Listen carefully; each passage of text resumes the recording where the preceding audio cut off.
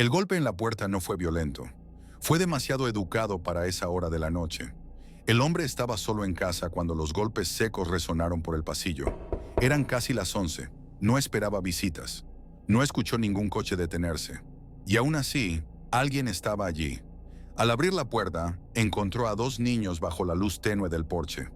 No lloraban, no parecían asustados, simplemente lo miraban, inmóviles, como si hubieran estado esperando exactamente ese momento. El niño dio un paso al frente y habló con una voz extrañamente neutra. Dijo que necesitaba usar el teléfono. Dijo que su madre los estaba esperando. Las palabras eran simples, pero algo en ellas se sentía mal. No por lo que decían, sino por cómo lo decían. No había urgencia, no había emoción, solo una insistencia tranquila y repetitiva. Una petición que no sonaba como una petición. El hombre dudó. Fue entonces cuando notó algo que lo hizo retroceder instintivamente. Los ojos de los niños no reflejaban la luz del porche. Eran completamente negros, sin iris, sin blanco, solo un vacío oscuro, demasiado profundo para ser natural. Un escalofrío recorrió su cuerpo. Intentó inventar una excusa, cerrar la puerta, pero antes de que pudiera reaccionar, el niño volvió a hablar. Dijo que no podían entrar sin permiso. Dijo que necesitaban ser invitados. La frase fue pronunciada con precisión, como si hubiera sido ensayada muchas veces antes. El hombre cerró la puerta sin responder. La trancó. Apoyó la espalda contra la madera, intentando comprender lo que acababa de suceder. Del otro lado no hubo gritos, no hubo enojo, solo silencio. Cuando finalmente reunió el valor para mirar por la ventana, los niños ya no estaban allí. Casos como este comenzaron a aparecer a finales de la década de 1990. Relatos provenientes de distintas ciudades, distintos países, personas que nunca se conocieron. Los detalles variaban, pero el núcleo era siempre el mismo. Niños que aparecían por la noche, siempre en pares o pequeños grupos, siempre pidiendo entrar, usar el teléfono o esperar dentro de la casa. Y siempre había algo profundamente incorrecto en ellos. Lo más inquietante es que muchos de estos relatos provenían de adultos racionales. Policías, periodistas, personas sin antecedentes de delirios o creencias sobrenaturales. Todos describían la misma sensación al mirar esos ojos negros. Un miedo primitivo e inmediato, como si el cuerpo entendiera el peligro antes que la mente. Y a medida que estos relatos se acumulaban, una pregunta comenzó a repetirse entre quienes escucharon el golpe en la puerta. ¿Y si esos niños no estaban pidiendo ayuda, sino permiso? Con el tiempo los relatos dejaron de parecer coincidencias. Historias similares comenzaron a surgir en distintas partes del mundo, separadas por océanos, culturas e idiomas, pero unidas por detalles casi idénticos. Siempre de noche, siempre niños, siempre una petición demasiado educada y siempre la misma exigencia silenciosa: entrar. Algunas personas, a diferencia del hombre que cerró la puerta, les permitieron el paso. Y es en estos relatos donde el tono cambia de forma drástica. Una mujer contó que dejó entrar a dos niños para que usaran el teléfono.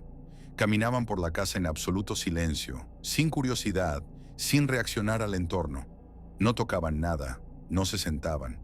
Simplemente permanecían de pie, esperando. Cuando ella intentó hacer preguntas básicas, sus nombres, dónde vivían, dónde estaban sus padres, las respuestas llegaban con retraso, mecánicas, como si las palabras tuvieran que ser buscadas en otro lugar antes de ser pronunciadas. Solo unos minutos después notó el detalle que la dejó paralizada: los ojos, completamente negros. Cuando preguntó directamente por ellos, uno de los niños inclinó ligeramente la cabeza y respondió que eso no importaba, que solo necesitaban quedarse allí por un momento. En otro caso, un hombre relató que sintió una náusea intensa en el instante en que la puerta se cerró detrás de los niños. El aire se volvió pesado. El reloj de la sala se detuvo. El teléfono, que había funcionado instantes antes, comenzó a emitir únicamente un zumbido bajo y continuo. Los niños repetían la misma frase en voz baja, diciéndole que no tuviera miedo. Cuando finalmente se fueron, no hubo despedida. Simplemente caminaron hacia la puerta y desaparecieron en la oscuridad. En los días siguientes, el hombre desarrolló fiebre, insomnio y un miedo persistente a quedarse solo por la noche. Ningún examen médico encontró una explicación. El patrón se repetía. Las personas describían síntomas físicos después del encuentro: malestar, ansiedad extrema, sueños vívidos y perturbadores.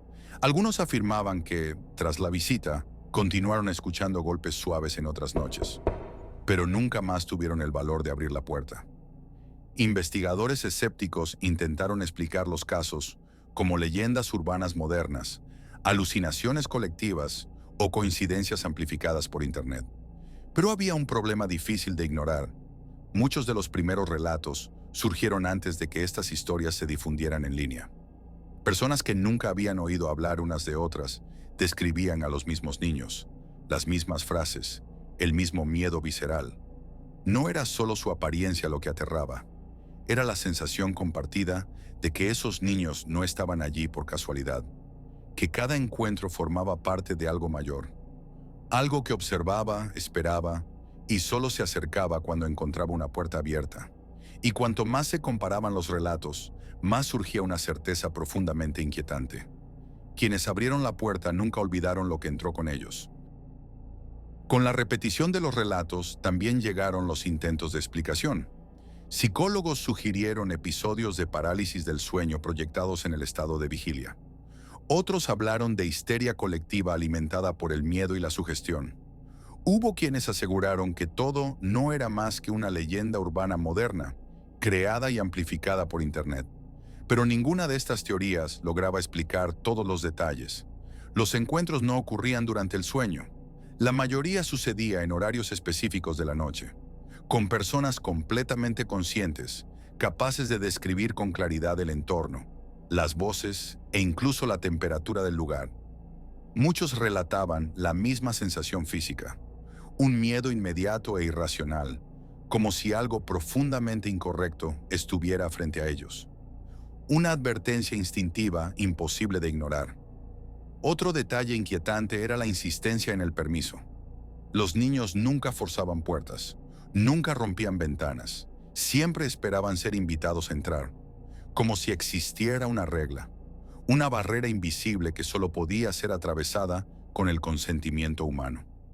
Este detalle llevó a algunos investigadores del folclore a comparar los relatos con antiguas leyendas sobre entidades que dependen de la autorización de la víctima para cruzar límites físicos.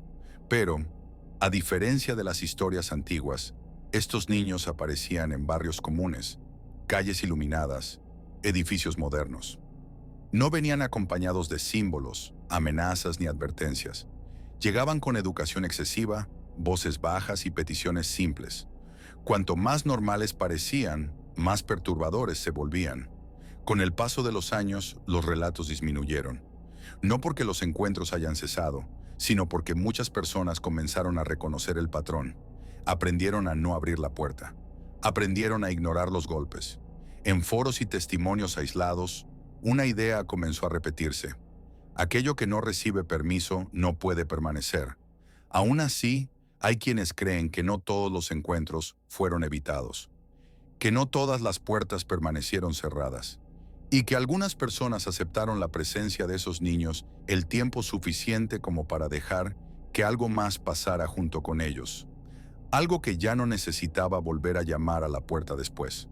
Tal vez por eso, en muchos relatos, el miedo no termina cuando los niños se van. Permanece, crece, se instala, como si la visita hubiera sido solo el comienzo. Porque si esos niños realmente necesitaban permiso, lo que ocurre cuando se concede no es un encuentro, es una entrega.